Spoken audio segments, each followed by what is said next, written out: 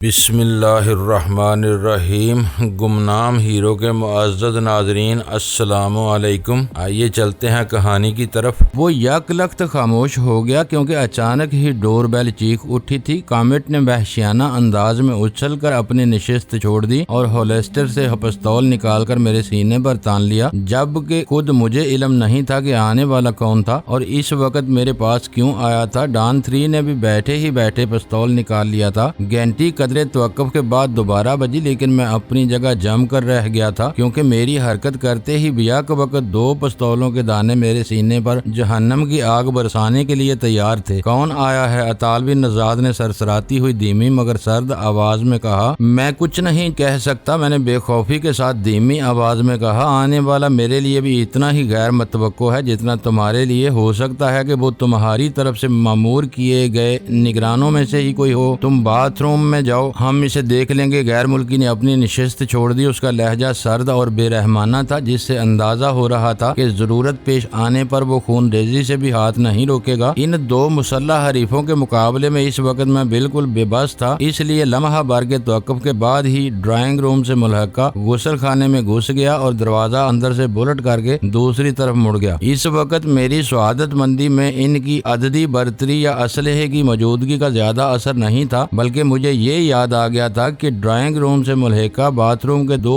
دروازے تھے، جن میں سے ایک ڈرائنگ روم میں کھلتا تھا اور دوسرا ایک خوابگاہ سے ملحق تھا۔ اس طرح فلیٹ کی محدود جگہ میں مکینوں کے لیے زیادہ سے زیادہ سہولیات فراہم کرنے کی کوشش کی گئی تھی، لیکن اس وقت میرے پاس فلیٹ کی تعمیراتی خوبیوں پر غور کرنے کا وقت نہیں تھا، اس لیے میں باتھ روم کا دوسرا بے آواز دروازہ کھول کر تاریک خوابگاہ میں داخل ہو گیا اور میں نے بند دروازے کے کی ہول میں آنکھ لگا دی۔ وہ دونوں کی ہول سے خاصی دور تھے اور فلیٹ میں داخلے کا دروازہ ان سے بھی دور تھا، اس لیے ذرا سی کوشش سے اندر کا کم و بیش تمام منظر میرے سامنے واضح ہو گیا۔ اپنی دانست میں وہ دونوں مجھے باتھ روم میں قید کر کے پوری طرح مطمئن ہو چکے تھے، اس لیے انہوں نے اپنے چہرے پر منڈی ہوئی جلی جیسی سیاہ نقابیں اتار لی تھی۔ مقامی کا چہرہ میرے لیے اجنبی تھا، لیکن دراز قامت اطالوی کو میں نے پہلی ہی نظر میں پہچان لیا تھا۔ اسے میں میلان کے ہوٹل وینینی میں بہت قریب سے دیکھ چکا تھا، کیونکہ وہ زوتی کے پاس آنے والے ان اوباش رئیس زادوں کی بھیڑ میں شامل تھا جو زوتی کی محبوبہ کے ایک شب کے مشاہدے، تجزیے اور تجربے کے بعد اسے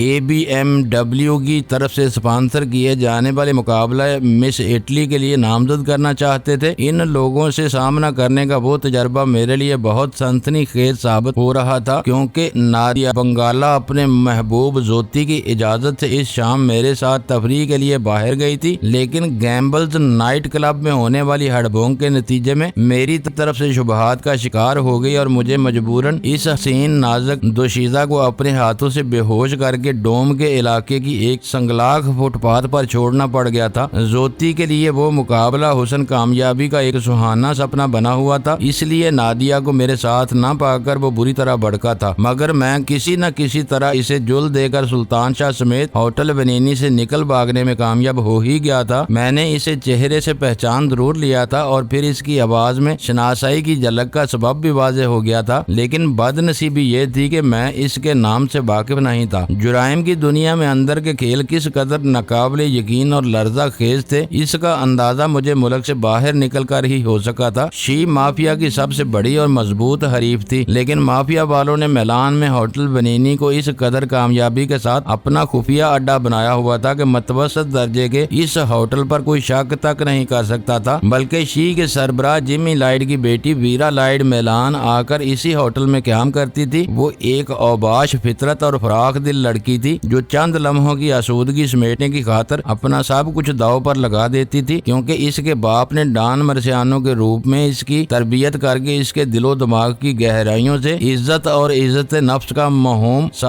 احساس تک کھرچ کر مٹا دیا تھا۔ اس لیے ہوٹل وینینی میں اپنا قیام کے دوران نہ صرف وہ قیام و طعام کے جملہ اخراجات ادا کرتی تھی، بلکہ ہوٹل وینینی کا ظاہری مالک اس کی قلبتوں میں بھی شریک ہوتا تھا۔ مافیا والے ویرا کی ایسی ہر تسخیر کو شی کی شکست سمجھ کر اپنے دلوں کو خوش کرتے رہتے تھے، لیکن یہ بات صرف میں ہی جانتا تھا کہ ویرا کے نزدیک نام بے حقیقت تھے۔ وہ تو صرف جسموں اور اداؤں کو پسند کرتی تھی، اور جب آگے بڑھتی تھی تو پیچھے والے جمع غفیر کو یکسر بلا چکی ہوتی تھی، کیونکہ ڈان مرسیانو نے اس کی تربیت ہی کچھ ایسی کی تھی وہ سارے خیالات میرے ذہن میں لمحوں میں گھوم گئے۔ پھر میں نے ان دونوں کو پستول جیبوں میں رکھتے دیکھا۔ مقامی کا خالی ہاتھ جیب سے باہر آ گیا، لیکن ترش رو اطالوی کا ہاتھ جیب میں ہی غالباً ٹریگر پر موجود رہا تاکہ بوقت ضرورت وہ جیب کے اندر ہی سے اپنے کسی ممکنہ دشمن پر گولی چلا سکے۔ لمحہ بھر کے لیے ان دونوں کی نظریں چار ہوئیں اور پھر مقامی شخص دروازے کی طرف بڑھ گیا۔ اس نے 24 پٹ میں نصب ٹیلی اسکوپک لینس سے آنکھ لگا کر باہر کا جائزہ لیا اور پھر اچانک ہی ہینڈل گھما کر دروازہ کھول دیا۔ پھر اس نے گھراتے ہوئے آواز والے کو گریبان سے پکڑ کر اندر کھینچ لیا۔ ذرا بھی آواز نکالی تو بیجا اڑا دوں گا۔ مقامی چیف اسے اندر گھسیٹتے ہوئے گھرایا تھا، پھر اس نے پھرتی سے دروازہ بند کر دیا۔ اس کے چنگل میں پھنسا ہوا 10-12 سال کا وہ کمزور سا بچہ خوف سے بری طرح لرزنے لگا تھا۔ اس کے حلیے سے ظاہر ہو رہا تھا کہ وہ نیچے فاسٹ فوڈ کی کسی دکان پر ملازم رہا ہوگا یا پھر وہیں مانگ تانگ کر اپنا گزارا کرتا ہوگا۔ تم یہاں کیوں آئے ہو؟ مقامی نے اس کے گریبان کو ایک شدید جھٹکا دے کر سوال کیا۔ یہ فلیٹ نمبر 7 ہی ہے نا؟ لڑکے نے خوفزدہ لہجے میں ہکلاتے ہوئے سوال کیا۔ نمبر سے کیا فرق پڑتا ہے؟ تم یہاں کیوں آئے ہو؟ مقامی نے غصے کے عالم میں اسے گریبان کے سہارے تقریباً فرش سے اٹھا ہی لیا اور دوران خون تیز ہونے کی وجہ سے لڑکے کا چہرہ سرخ ہونے لگا۔ دوبارہ قدم زمین سے لگتے ہی وہ سسک کر رو پڑا۔ میں شاید غلط فلیٹ میں آ گیا ہوں، وہ ہچکیوں اور سسکیوں کے درمیان بولا۔ میں نیچے لوگوں کی گاڑیاں صاف کر کے دن بھر میں 10-15 روپے کماتا ہوں۔ ابھی ایک آدمی نے مجھے 50 روپے دے کر اوپر بھیجا تھا کہ 7 نمبر میں رہنے والے کو نیچے بلا لاؤں۔ میں بالکل بے قصور ہوں، چاہوں تو میرے ساتھ چل کر نیچے معلوم کر لو۔ پیسے دے کر مجھے بھیجنے والا اب بھی اپنی سفید گاڑی میں میری واپسی کا انتظار کر رہا ہوگا۔ میرے لیے وہ صورتحال بہت دلچسپ اور سنسنی خیز ہو گئی تھی کیونکہ میرے فلیٹ کا نمبر 7 نہیں 8 تھا، جبکہ مافیا والوں کو سرے سے نمبر کا علم نہیں تھا۔ صاف ظاہر تھا کہ باہر دروازوں پر نمایاں نمبر موجود نہ ہونے کی وجہ سے وہ بد نصیب لڑکا پڑوس کی بجائے غلطی سے میرے فلیٹ کی ڈور بیل بجا بیٹھا تھا اور ان درندوں کے ہاتھ لگ گیا تھا جو اپنی لا علمی کی بنا پر صحیح صورتحال کا ادراک کرنے سے قاصر تھے اور لا محالہ یہی سمجھ رہے تھے کہ وہ لڑکا مجھے بلانے آیا تھا۔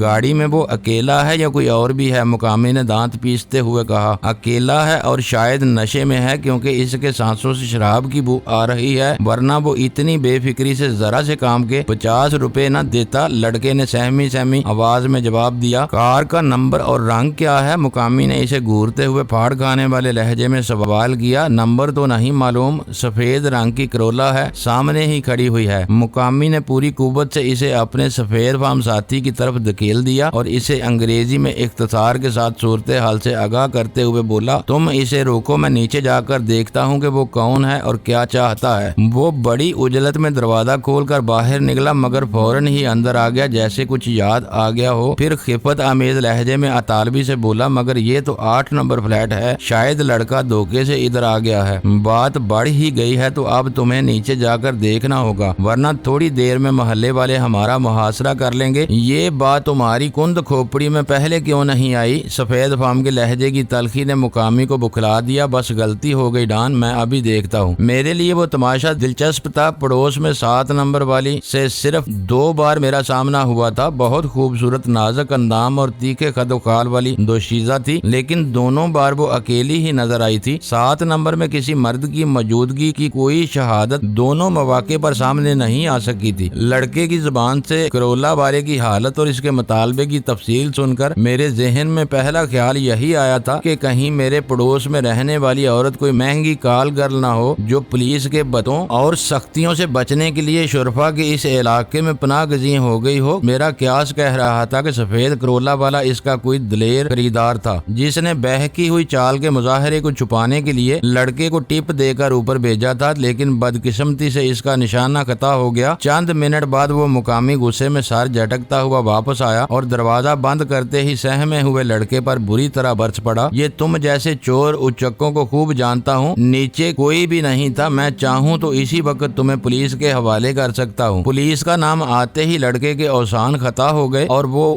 گیا کر رونے لگا۔ اس نے جیب سے 50 روپے کا نوٹ نکال کر مقامی کی طرف بڑھا دیا۔ تم یہ نوٹ دیکھ سکتے ہو، میں تو ایک دن میں اتنی رقم کمانے کا خواب بھی نہیں دیکھ سکتا، یہ اسی حرامی شرابی نے دیا تھا۔ تم مجھے معاف کر دو، میرے باپ کی توبہ، جو اب اس بلڈنگ میں دوبارہ قدم رکھوں میں تجھے چھوڑ دوں تاکہ تو نیچے نیچے جا کر مجھے بدنام کر دے۔ مقامی آگے بڑھ کر اس کا کان کھینچتے ہوئے گرایا۔ نہیں، خدا کی قسم میں کسی کو کچھ نہیں بتاؤں گا، وہ کراہا، دفع ہو جا یہاں سے۔ مقامی نے حقارت سے دھکا دیا اور وہ 50 روپے کا نوٹ اپنی مٹھی میں دبائے اتنی تیزی کے ساتھ فلیٹ سے بھاگا جیسے ملک الموت اس کے تعاقب میں ہو۔ میدان صاف ہوتے ہی مقامی کے چہرے پر خوشامدانہ نرماہٹ پھیل گئی اور وہ اطالوی کی تبصرانہ نگاہوں کے جواب میں خود بخود بولنے لگا۔ لڑکا سچ بول رہا تھا۔ برابر والے فلیٹ میں سیما نام کی ایک ایئر ہوسٹس رہتی ہے جو اپنے شوہر کی طویل غیر حاضری میں پروفیشنل بن جاتی ہے۔ کرولا والا اسی کے لیے آیا تھا، شاید وہ بھی اس کی منتظر ہوگی، لیکن میں اس شرابی پر برس پڑا۔ میں نے بتایا کہ سیما اب میری بیوی بن چکی ہے اور جس نے اس پر بری نگاہ ڈالی اس کی آنتیں گرا دوں گا۔ وہ میری بات پوری ہونے سے پہلے ہی کار سٹارٹ کر کے فرار ہو گیا۔ خواہ مخواہ کی بدمزگی ہو گئی۔ درمیان میں اب اسے بھی باہر بلا لوں۔ لمحہ بھر کے توقف کے بعد اس نے باتھ روم کی طرف اشارہ کرتے ہوئے سوال کیا جو میرے ہی بارے میں تھا۔ پہلے ماسک لگا لو، اطالوی نے خشک لہجے میں کہا، اور میں بے آواز قدموں سے لپک کر تاریخ خوابگاہ سے روشن باتھ روم میں آ گیا۔ خوابگاہ کی سمت والا دروازہ بند کرتے ہی میں نے خواہ مخواہ فلیش چلا دیا۔ چند ثانیوں کے بعد باتھ روم کے دروازے پر دستک ہوئی۔ اب تم باہر آ سکتے ہو۔ تھوڑی دیر انتظار کرو، تم نے میرے معدے کا ستیہ ناش کر دیا ہے۔ غصے کی حالت میں میرا معدہ بری طرح اپ سیٹ ہو جاتا ہے۔ میں فارغ ہو کر آتا ہوں، میں نے چڑچڑے لہجے میں کہا جس پر دوسری طرف سے کوئی تبصرہ نہیں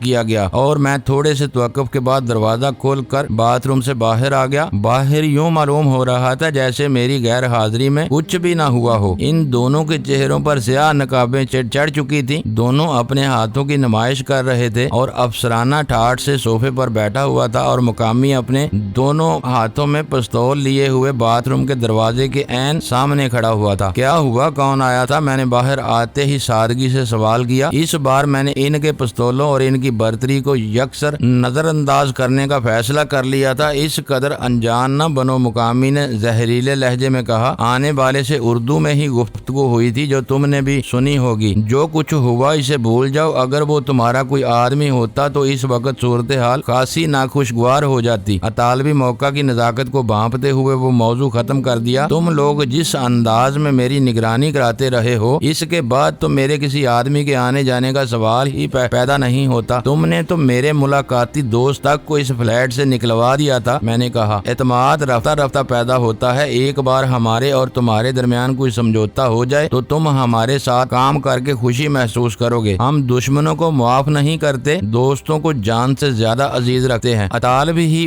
بولے جا رہا تھا، مقامی خاموش تھا۔ ایسا معلوم ہو رہا تھا جیسے وہ میرے ساتھ ہونے والے مذاکرات میں اپنے کردار سے دستبردار ہو گیا ہو۔ تم نے میری کھوپڑی الٹ کر رکھ دی ہے۔ اس بار میں نے ایمانداری کے ساتھ کہا، شی سے میری وفاداری اور پھر دشمنی کی کلید یہی تھی کہ میں شی کو منشیات بلکہ ہیروین اور اسلحے کی اسمگلنگ میں ملوث سمجھتا رہا، لیکن اب تم بتا رہے ہو کہ شی امریکہ کی سینٹرل انٹیلیجنس ایجنسی کی ایک طاقتور بڑی حد تک خود مختار شاخ ہے جس کے سربراہ کو براہ راست صدر امریکہ تک رسائی حاصل ہے۔ میں نہیں مان سکتا کہ شی ہیروین کے فروغ کے بجائے انسداد کے لیے کام کر رہی ہے۔ تم غلط کہہ رہے ہو، اس نے سپاٹ لہجے میں مجھے ٹوکا۔ میں نے یہ نہیں کہا کہ شی صرف انسداد منشیات کے لیے کام کر رہی ہے، یہ اپنی اپنی سمجھ کی بات ہے۔ وہ پاکستان میں ہیروین کو فروغ دے رہے ہیں تاکہ اس کے عبرتناک اور روح فرسا تاثرات اپنے دہلیزوں، گھروں اور گلیوں میں دے کر یہاں کی رائے عامہ افیون کی اس کاشت اور تجارت کرنے والوں کے بھیانک ارادوں سے واقف ہو کر مشتعل ہو جائے، لیکن اس کے ساتھ ہی وہ اپنے لیے ملک امریکہ میں ہیروین کی رسد کو روکنے کی سرتوڑ کوشش کر رہی ہے۔ اس طرح ایک طرف فروغ کا مشن جاری ہے تو دوسری طرف انسداد کی مہم پورے زور و شور سے چل رہی ہے، اور تم ہیروین کے صرف فروغ کے دعوے دار ہو۔ میں نے الجھن امیز لہجے میں سوال کیا۔ نہیں، اطالوی نے اپنے سر کو سختی سے نفی میں جنبش دی۔ ہم صرف تاجر ہیں، جہاں ہیروین کی کھپت ہے اسے وہاں پہنچانا چاہتے ہیں، خریداروں کو ان کی مرضی کا مال دیتے ہیں اور اپنی مرضی کے دام لیتے ہیں۔ ہمارا یہ کاروبار پیشہ ورانہ بنیادوں اور اصولوں پر چل رہا ہے۔ یہ جمی لائٹ جیسے کسی ایک فرد کی اجارہ داری نہیں ہے، بلکہ اس سینڈیکیٹ کے ہر رکن کو اس کی محنت کا پورا صلہ ملتا ہے۔ شی والے دوگلے ہیں، میں نے کہنا چاہا لیکن اس نے میری بات کاٹ دی۔ سب کچھ کہو لیکن انہیں دوگلا نہ کہو، وہ بولا۔ شی میں ہر قومیت کے لوگ ملازم ہیں، لیکن اصل میں وہ ایک امریکی تنظیم ہے جو اپنے ملک کے مفادات کے لیے کام کر رہی ہے۔ اگر جمی لائٹ آنے والے برسوں میں اپنے مشن میں کامیاب رہا تو ہو سکتا ہے کہ امریکی تاریخ میں اس کا مقام ابراہم لنکن سے بھی اونچا چلا جائے۔ یہ بالکل جنگ کی سی صورتحال ہے۔ شیعہ والے امریکیوں کے ہیرو ہیں اور اس قوم کے غدار جسے شیعہ کی کوششوں سے کسی بھی قسم کا نقصان پہنچ رہا ہے۔ ان کا اپنا ایک ٹارگٹ ہے جسے وہ ہر قیمت پر حاصل کرنے کی کوششوں میں مصروف ہیں۔ انہیں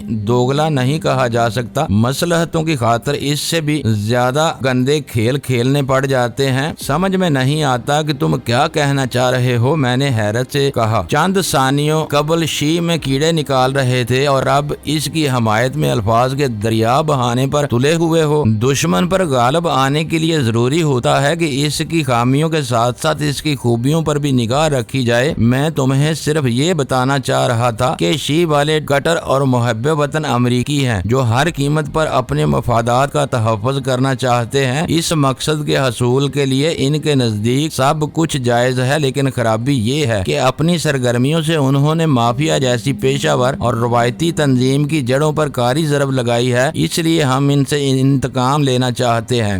جمی لائٹ کو ٹھکانے لگا دو، آج ہی شیعہ کا شرازہ بکھر جائے گا۔ وہ شاید زیر نقاب تلخ انداز میں ہنسا تھا۔ ہمیں شیعہ کے طریقہ کار پر عمل کرنے کا مشورہ نہ دو، یہ ان کا وتیرہ ہے کہ جو ان کی راہ میں رکاوٹ بنتا ہے اسے جہنم واصل کرا دیتے ہیں، لیکن ہم بے مقصد خون ریزی سے گریز کرتے ہیں۔ اگر خون گرائے بغیر مقصد حاصل ہونے کی امید ہو تو ہم صبر آزما انتظار بھی کر لیتے ہیں۔ ہم ان کو اپنے طریقوں سے برباد کریں گے۔ پھر تم یہ بھی بھول رہے ہو کہ شاید تم خود تو جمی لائٹ کی اصلیت سے واقف ہو، اس کی لاش دیکھ کر اس کی موت کا یقین کر سکتے ہو، لیکن شیعہ والوں کے لیے وہ محض ایک نام اور ایک آواز ہے۔ وہ مارا بھی گیا تو CIA اپنے کسی اور ہرکارے کو اس کی جگہ مامور کر دے گی۔ شیعہ میں کسی کے فرشتوں کو بھی معلوم نہ ہو سکے گا کہ ان کا سربراہ مارا گیا۔ نیا آدمی جمی لائٹ ہی کے نام سے پورا دھندا چلاتا رہے گا۔ اسے اس کے لوگوں کے سامنے بے نقاب کیے بغیر ہلاک کرنا بالکل بے سود ہوگا۔ لیکن مجھے تمہارا ساتھ دینے کی کیا ضرورت پیش آ سکتی ہے؟ میں نے قدرے توقف کے بعد سوال کیا۔ سب سے پہلے تمہاری اپنی بقا کا مسئلہ ہے۔ میں بتا چکا ہوں کہ کالے دھندوں میں اپنی مرضی سے شریک اور شامل ہونا آسان ہوتا ہے، لیکن کنارہ کشی آسان نہیں ہوتی۔ تم اکیلے ہو اور شیعہ ایک وسیع تنظیم ہے۔ وہ جلد یا بدیر تمہیں ڈھونڈ کر موت کے گھاٹ اتار دیں گے۔ اگر انہیں معلوم ہو جائے کہ اب تم ہمارے آدمی ہو گئے ہو تو وہ دیدہ دنستہ مافیا سے براہ راست ٹکرانے کی حماقت نہیں کریں گے۔ پھر میں نے محسوس کیا کہ تمہیں شیعہ کے عالمی پروگرام سے کوئی پرخاش نہیں ہے۔ تم صرف اتنا چاہتے ہو کہ تمہارے ملک میں ہیروئن کی تجارت روک دی جائے۔ شیعہ امریکی زر تلافی کے سہارے چلنے والا بلکہ پلنے والا ادارہ ہے، اس لیے وہ چاہیں گے کہ پاکستان افغانستان کی دشوار گزار سرحدی پٹی میں پیدا ہونے والی ساری ہیروئن کی کھپت یہیں پیدا ہو جائے تاکہ اس زہر سے ان کے لوگ اور ان کا معاشرہ محفوظ ہو جائے۔ مگر ہم پیشہ ور کاروباری لوگ ہیں، ہمیں ہر جنس کو بہتر سے بہتر منڈی میں اچھے داموں پر بیچنا چاہتے ہیں۔ اس لیے ہماری پوری کوشش ہوگی کہ پاکستان کی منڈی میں ایک گرام ہیروئن بھی ضائع نہ ہو، کیونکہ یہاں کے لوگ مفلس ہیں۔ ان میں ہیروئن کوڑیوں کے مول بیچنی پڑتی ہے۔ یہی مقدار امریکہ، یورپ اور برطانیہ میں بیچی جائیں تو کاروبار کا صحیح لطف آتا ہے۔ ہمارے ہاتھ مضبوط کر کے ایک طرح سے تم اپنے ملک کی خدمت بھی کر سکو گے۔ ہو سکتا ہے کہ قحط کی وجہ سے ہیروئن کے عادی 200-400 یا 1000 آدمی سسک کر مر جائیں، لیکن آنے والے چند سالوں میں یہاں کے لوگ ہیروئن کا نام تک بھول سکتے ہیں۔ اس کی ہر بات میں وزن تھا۔ شیعہ کے کردار اور طریقہ کار کے بارے میں اس نے جو منظر کھینچا تھا، اس کے لیے مضبوط دلائل بھی دیے تھے۔ اس جدید دور میں جب مواصلاتی ترقیوں نے پیچیدہ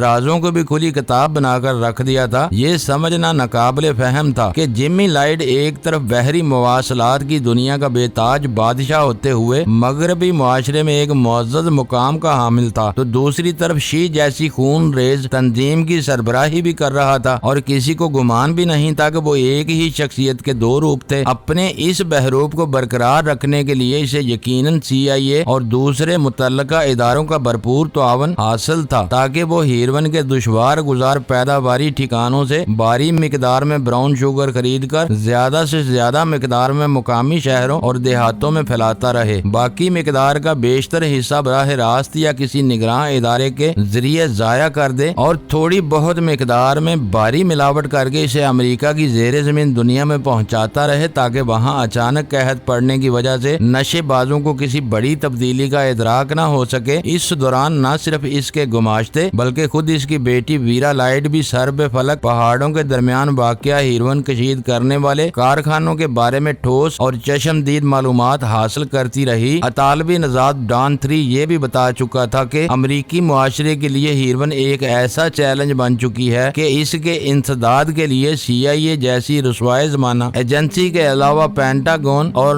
ناسا کی خدمات بھی حاصل کر لی گئی تھی، جنہوں نے زمین کے گرد مدار پر جاسوسی کے بھرپور آلات سے لیس ایک ایسا مواصلاتی سیارہ بھیجا ہوا تھا جو زمین کے ساتھ اپنے مدار پر ایک ایسی رفتار سے گھوم رہا تھا کہ عملاً خیبر کے پہاڑوں پر ٹھہرا ہوا تھا۔ امن کے نام پر دنیا میں مہلک ترین ہتھیاروں کی ایجاد اور ترقی کا کاروبار شرمناک ڈٹائی کے ساتھ عروج پر تھا۔ روز بے روز نت نئی روح فرسا ایجادات کی خبریں چلی آ رہی تھیں۔ وسائل کو ذرا بھی نقصان پہنچائے بغیر سینکڑوں مربع میل کے علاقے میں زندگی کو اچانک موت کی اتھاہ گہرائیوں میں دھکیل دینے والے بم بنا لیے گئے تھے تاکہ فاتح قوم اپنے مفتوح کی لاشیں بلڈوزروں سے سمندر یا اجتماعی قبروں میں دھکیل سکے، سجے سجائے گھروں، شہروں، بازاروں اور تفریح گاہوں کو استعمال کر سکے، چلتے ہوئے ٹیلی ویژن پر اپنی فتح کے ترانے سن سکے، گرم چولہوں پر اپنی پسند کے کھانے پکا سکے۔ ان میں بہتیرے ہتھیار ایسے تھے جن کے بارے میں دعویٰ کیا جاتا تھا کہ وہ خلا سے زمینی نشانوں کو تہس نہس کر دینے کی صلاحیت رکھتے ہیں۔ ان کے عملی مظاہرے نہیں کیے گئے تھے، لیکن دنیا کو ہر لمحے سہمائے رکھنے والے سورماؤں نے تفریحی ذرائع اور فلموں کا سہارا لے کر پورے کرۂ ارض پر لوگوں کو ان امکانات کی ایک جھلک دکھانے کے سامان پیدا کر لیے تھے جو ان سے کھلی کھلی سرکشی کا لازمی نتیجہ